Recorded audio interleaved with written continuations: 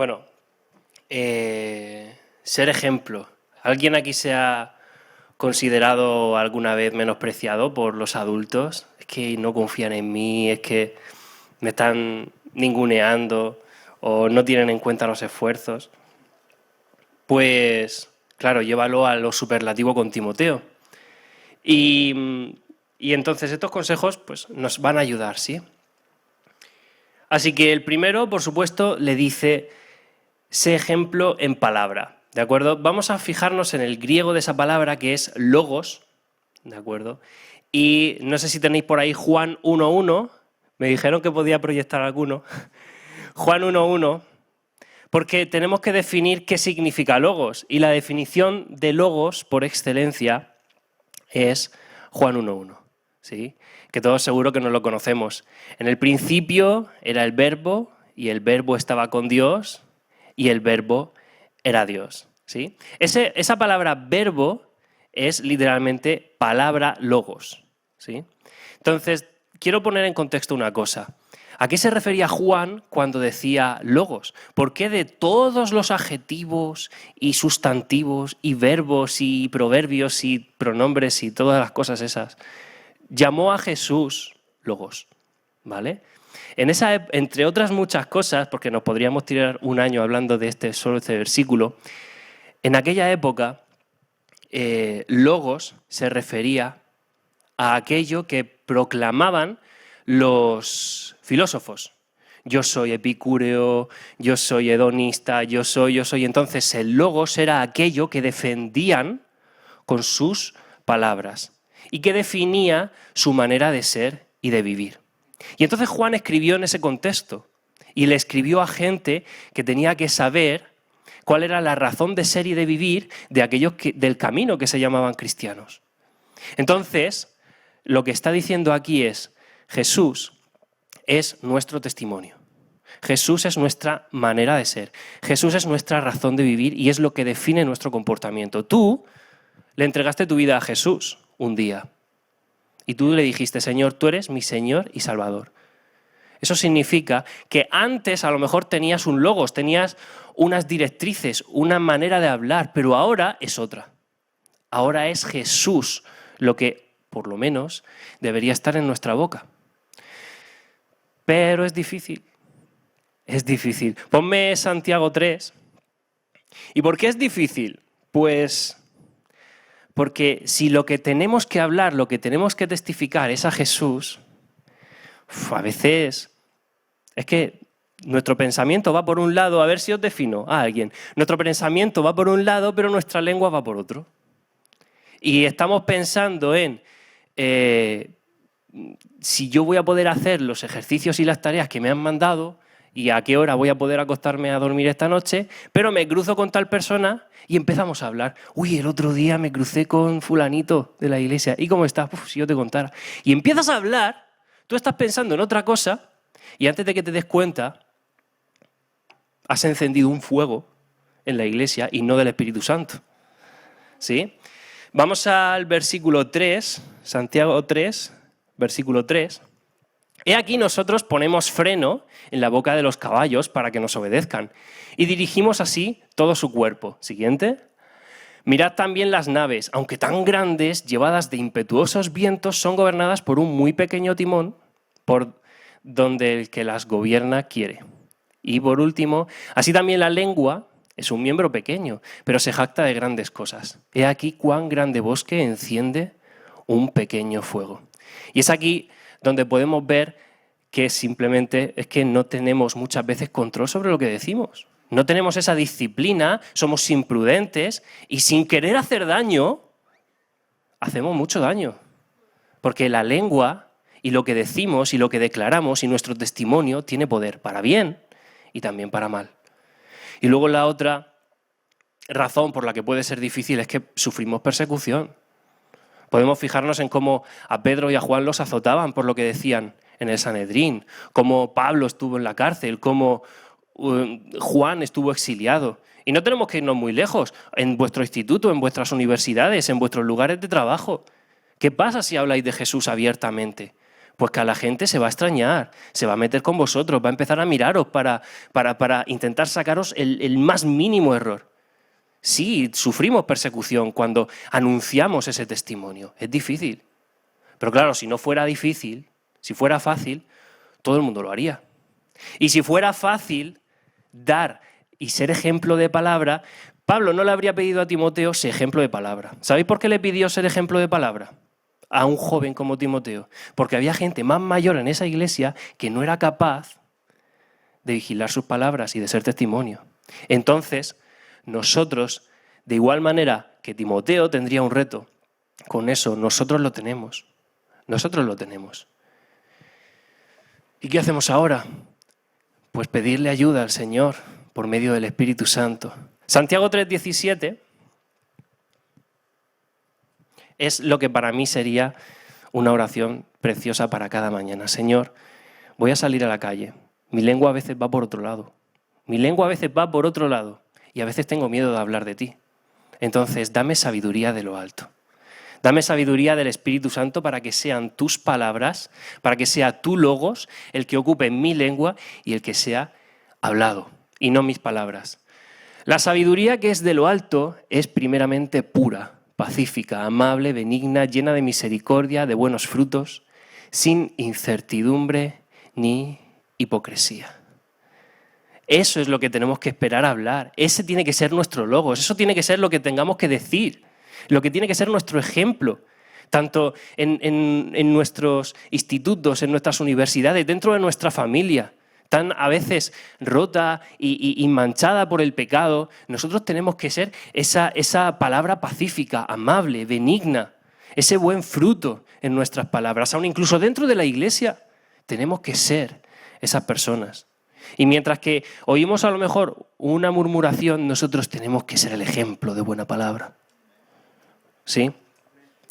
Y para eso necesitamos el Espíritu Santo. Necesitamos que sean las palabras del Espíritu Santo las que nos llenen a nosotros. Eso es lo que necesitamos. Ahora, vamos a declinarlo un poco. Quédate con esa oración, apunta, si tienes que quedarte con algún versículo que sea Santiago 3:17, pero voy a hacer un par de desgranes, ¿sí? Para que te lleves algo más concreto. Punto 1, ¿qué no hablar? ¿Bien? ¿Qué no hablar? Pues bueno, no podemos hablar mentiras.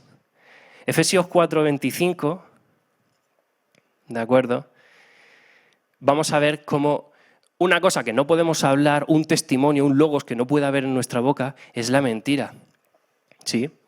Dice, por lo cual, desechando la mentira, hablad verdad, cada uno con su prójimo, porque somos miembros los unos de los otros. Qué feo es cuando de repente, sin quererlo o queriendo, contamos algo que no es verdad de algún hermano, aunque nos pille de lejos.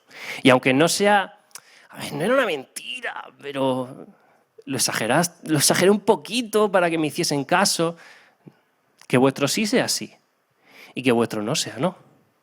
¿Por qué? Porque podemos encender un fuego muy grande. ¿Sí? Eso es la verdad, tenemos que ser... No me quiero detener aquí, no podemos mentir, es que, quiero decir, no tiene más, yo sí, no sé, no podemos mentir. Pero tampoco podemos, Efesios 4:29, enredarnos. Voy a contaros una cosa, yo fui a Valencia cuando había una maratón en Valencia, en noviembre de hace 2 años, y entonces escuché, no fui por eso, pero vamos, escuché y estaba organizándose ahí un revuelo muy grande, se batieron récords incluso de maratón, como había una polémica porque habían salido hace pocos años unas zapatillas de fibra de carbono. Entonces esas zapatillas estaban reventando todos los récords mundiales de tiempos. Eran ligeras, resistentes, eran una maravilla de la ingeniería. Y entonces estaban incluso pensando prohibirlas y en algunas competiciones las habían prohibido. Si yo tengo que correr una carrera, me pongo zapatillas de esas. Si alguien ha corrido aquí, sabe lo incómodo que es correr con unas zapatillas no adecuadas. Si alguien ha jugado a fútbol, sabe que si vas al césped tienes que tener tacos, porque si no lo pasas mal. Te resbalas, no adhieres bien, etc. Bien. Ninguna palabra corrompida salga de vuestra boca, sino la que sea buena para la necesaria edificación, a fin de dar gracia a sus oyentes. Y a veces nuestras palabras no son esas zapatillas de fibra de carbono que nos hacen ganar la carrera. Porque la vida cristiana es una carrera. A veces nos ponemos unas botas que nos llegan hasta aquí, impermeables, ¿sí?, con puntas de metal, para correr una carrera. Y esos son los enredos de la vida. No solo no tenemos que mentir, que decir malas palabras, es que además de eso, sería bueno que no nos enredemos. Y te pregunto, ¿cuánto de tus hobbies, de tus aficiones, de esas cosas que en sí no son malas, no son ilícitas, no es pecado de por sí, ocupa tu boca? Porque eso a mí me va a decir, y a ti mismo te va a decir, qué botas o qué zapatillas te estás calzando para correr la carrera. Cuando uno lleva ese tipo de zapatos, no va muy lejos, ni va muy rápido. Se cae a menudo y le cuesta levantarse. He definido tu vida cristiana. No vas muy lejos, no vas muy rápido, te caes a menudo y te cuesta levantarte. Puede ser a veces porque te has enredado. Te has enredado en cosas que no son necesarias para la edificación. Habla las cosas que edifican. Deja un poquito más esos temas y empieza a hablar un poquito más de Cristo con la gente de la iglesia, con tu familia. Empieza a hablar un poquito más de, oye, tengo estos problemas que me cuestan avanzar en santidad, o me encanta esa canción que he escuchado, la última que ha sacado Gil, es increíble. Y vas dando consejos, recibiendo consejos. Eso son tus zapatillas de fibra de carbono. Y eso hace que rompas todos los récords. Y claro, ahora a lo mejor dices, ya sé lo que voy a hacer.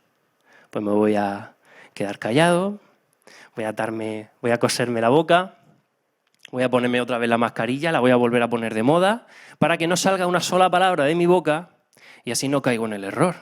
Y es verdad y es cierto que hay que ser prudentes con nuestras palabras, hay que ser muy prudentes con nuestras palabras, pero no estamos llamados, y Timoteo no estaba llamado a quedarse callado. Tenía que ser ejemplo. No le dijo Pablo, que nadie tenga en poco tu juventud, sino guarda silencio delante de los ancianos o delante de los más mayores. No, le dijo, sé ejemplo en palabra. Porque estamos en una época, estamos en un tiempo donde no podemos quedarnos callados. Ahí fuera nadie se está quedando callado. Nosotros no vamos a callar.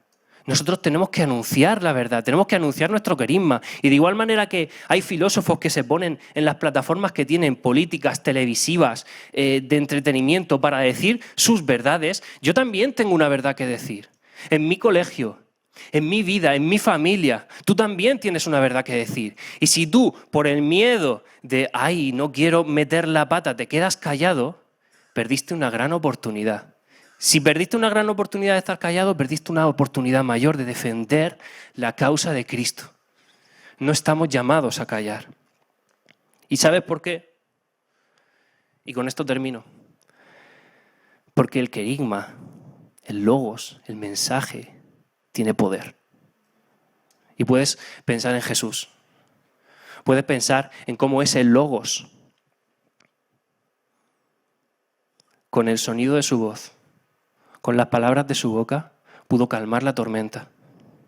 Como una sola palabra pudo curar al siervo del centurión. Puedes pensar cómo aquel Espíritu Santo le dio palabras a Pedro para que en su primer discurso se convirtiese en 3.000 personas, en el segundo 5.000. Porque el mensaje que nosotros tenemos tiene poder. El mensaje que transformó nuestras vidas puede transformar las vidas de tus amigos.